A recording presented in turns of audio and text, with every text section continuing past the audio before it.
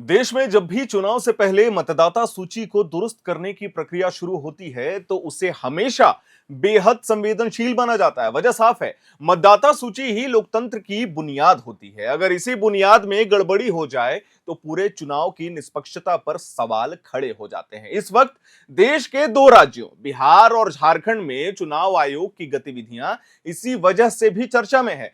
बिहार में special intensive revision यानी SIR को लेकर बड़ा विवाद पहले ही खड़ा हो चुका था। वहीं झारखंड में वोटर लिस्ट मैपिंग का काम बड़ी तेजी से चल रहा है। हम आपको बता दें, बिहार में उठे सवाल अब झारखंड के लिए एक चेतावनी की तरह भी देखे जा रहे हैं। क्या है पूरा मामला, चलिए विस्तार से बताते हैं। बिहार में विवाद की शुरुआत तब हुई जब यह सामने आया कि चुनाव आयोग के सेंट्रल पोर्टल पर कुछ मतदाताओं के लिए पहले से भरे हुए नोटिस यानी प्री फील्ड नोटिस अपलोड कर दिए गए थे। ये नोटिस उन मतदाताओं से जुड़े थे जिनके नाम ड्राफ्ट वोटर लिस्ट में थे या जिनके दस्तावेजों का सत्यापन लगातार चल रहा था। यही से सवाल उठा कि आखिर इस नोटिस को जारी करने का अधिकार किसके पास है। चुनाव कानून साफ तौर पर कहता है कि किसी भी मतदाता को नोटिस जारी करने का अधिकार केवल स्थानीय चुनाव अधिकारी का ही होता है, जैसा कि इलेक्टोरल रजिस्ट्रेशन ऑफिसर यानी ईआरओ। लेकिन जब ये नोटिस सेंट्रल लेवल से जनरेट या अपलोड होते दिखे तो बहस छिड़ गई कि क्या यह प्रक्रिया कानून के दायरे में आती है या नहीं। कई अधिकारियों और कानूनी विशेषज्ञों का मानना है कि भले ही चुनाव आयोग को संविधान के तहत व्यापक अधिकार मिले हों, लेकिन किसी एक मतदाता से जुड़ा नोटिस जारी करना स्थानीय अधिकार क्षेत्र का विषय है। इस पूरे विवाद को समझने के लिए यह जानना जरूरी है कि एसआईआर यानी स्पेशल इंटेंसिव रिवीजन आखिर होता क्या है। हम दोबारा बताते हैं। इसका मकसद है मतदाता सूची को पूरी तरीके से अपडेट करना। इनमें फर्जी, डुप्लीकेट और अयोग्य नाम हटाए जाते हैं। वही जो योग्य मतदाता छूट गए हों उनके नाम जोड़े जाते हैं। सिद्धांत रूप से यह प्रक्रिया निष्पक्ष और पारदर्शी चुनाव के लिए जरूरी है, लेकिन जब इसका क्रियान्वयन जल्दबाजी, सख्ती या तकनीकी दबाव के साथ किया जाता है तो विवाद भी खड़ा हो जाता है।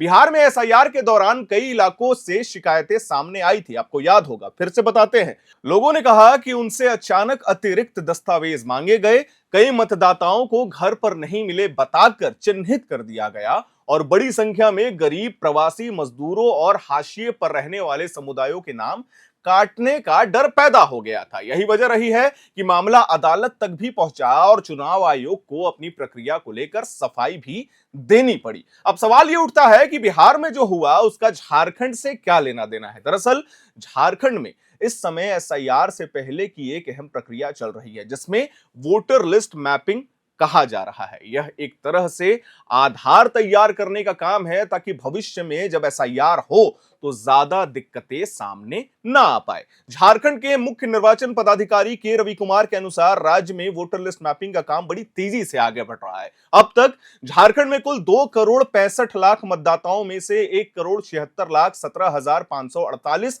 मतदाताओं की मैपिंग पूरी हो चुकी है। इसका मतलब यह है कि इतने मतदाताओं का नाम पुराने रिकॉर्ड से डिजिटल रूप में जोड़ा जा चुका है। मुख्य निर्वाचन अधिकारी ने साफ कहा है कि इस मैपिंग का मतलब सिर्फ इतना है कि इन मतदाताओं का नाम या तो 2003 की मतदाता सूची में मौजूद था या फिर उनके माता पिता या पूर्वजों का नाम उस सूची में दर्ज था। यानी यह कोई नई या अचानक की गई प्रक्रिया नहीं है, बल्कि पुराने और सत्यापित डेटा से जोड़ने का काम भी है। मुख्य निर्वाचन पदाधिकारी ने यह भी आश्वासन दिया है कि अगर कोई व्यक्ति देश का नागरिक है तो उसे आगामी एसआईआर प्रक्रिया से बिल्कुल भी घबराने की जरूरत नहीं है। चुनाव आयोग के मुताबिक इस पूरी कवायद का मकसद योग्य मतदाताओं को परेशान करना नहीं, बल्कि मतदाता सूची को साफ और मजबूत बनाना है। मैपिंग के दौरान सामने आए आंकड़े भी सामने रखे गए हैं। अब तक की मैपिंग में झारखंड में 3,46,321 मृत मतदाताओं की पहचान की गई है।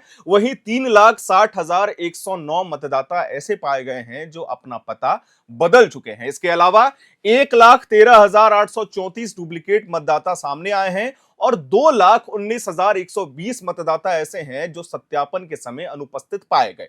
चुनाव आयोग का कहना है कि इन आंकड़ों से यह साफ होता है कि मैपिंग का काम जमीनी स्तर पर असर दिखा रहा है और अब तक लोगों का सहयोग भी संतोषजनक रहा है। आयोग का दावा है कि यही मैपिंग आगे चलकर एसआईआर को आसान बनाएगी और अंतिम समय में बड़े पैमाने पर नाम काटने की नौबत नहीं आने वाली है। लेकिन यही पर बिहार का अनुभव झारखंड के लिए अहम हो जाता है। अगर मैपिंग के दौरान किसी तरह की तकनीकी गड़बड़ी रह जाती है, अगर किसी मतदाता का पुराना रिकॉर्ड लिंक नहीं हो पाता या फिर बीएलओ स्तर पर गलती हो जाती है, तो आगे चलकर वही समस्याएं सामने आ सकती हैं जो बिहार में देखने को हम सभी को मिला था। झारखंड जैसे राज्य में यह चुनौती और भी बड़ी है, क्योंकि यहां बड़ी आदिवासी आबादी रहती है, बड़ी संख्या में लोग रोजगार के लिए दूसरे राज्यों में पलायन करते हैं, जैसा बिहार में करते थे, और कई इलाकों में पते और दस्तावेज समय पर अपडेटेड नहीं हो पाते हैं। ऐसे में अगर किसी मतदाता का डेटा पुराने रिकॉर्ड से मेल नहीं खाता, तो उसे आगे चलकर नोटिस, आपत्ति और सत्यापन की प्रक्रिया से गुजरना पड़ सकता है। इस पूरी प्रक्रिया में सबसे ज्यादा दबाव बूथ लेवल अधिकारी यानी बीएलओस पर है। झारखंड से भी ऐसी रिपोर्ट सामने आ रही है कि बीएलओस पर भारी टारगेट और सख्त समय सीमा का दबाव है, क्योंकि मैपिंग चल रही है, आबादी बड़ी है, जाहिर सी बात है अगर यह काम जल्दबाजी में किया गया तो गलती की संभावना बढ़ जाती है। और झारखंड में जो सरकार है, यहां वर्तमान सरकार, वो भी कह रही है कि ये क्यों इतनी जल्दबाजी में किया जा रहा है। लगातार झारखंड मुक्ति मोर्चा, कांग्रेस जो है वो इस पूरी प्रक्रिया को लेकर के सवाल जवाब कर रहे हैं कि अगर एसआईआर अगर हो भी रही है तो इतनी हड़बड़ी में क्यों। कई संगठनों ने पहले ही कहा कि अगर बड़ी संख्या में योग्य मतदाताओं के नाम कटे तो इससे लोकतांत्रिक अधिकारों पर हमला माना जाएगा। इस पूरे मामले में सबसे अहम भूमिका आम मतदाता की है। झारखंड में मतदाताओं को अपनी वोटर लिस्ट की स्थिति पर नजर रखनी होगी। ड्राफ्टर वोट लिस्ट जारी होने पर अपना नाम जरूर जांचना होगा, और अगर किसी तरह की गलती, नाम की कटौती या फिर विवरण में गड़बड़ी दिखे तो समय रहते आपत्ति दर्ज करनी होगी। बिहार का अनुभव यही बताता है कि लापरवाही बाद में बड़ी परेशानी भी बन सकती है। तो कुल मिलाकर के बिहार का एसआईआर विवाद यह दिखाता है कि चुनावी प्रक्रिया में कानून, तकनीक और जमीनी हकीकत के बीच संतुलन कितना जरूरी है। वही झारखंड में चल रही वोटर लिस्ट मैपिंग एक मौका भी है और एक बड़ी चुनौती भी है। अगर यह प्रक्रिया पारदर्शी तरीके से हो, स्थानीय अधिकारियों की भूमिका को मजबूत करते हुए और पूरी सावधानी के साथ पूरी हुई, तो मतदाता सूची और लोकतंत्र दोनों मजबूत होंगे। खैर, इससे परे भी हमारा सवाल है और कुछ अपडेट्स हम अपने दर्शकों को देने जाते हैं। हमने कहा कि आज यानी 16 दिसंबर के दिन वेस्ट बंगाल में भी जो ड्राफ्ट लिस्ट है वो जारी कर दिया गया है, आप उसे भी चेक कर सकते हैं। इसके साथ ही लगातार एसआईआर को लेकर के सुप्रीम कोर्ट भी सुनवाई कर रही है। सुप्रीम कोर्ट लगातार इलेक्शन कमीशन से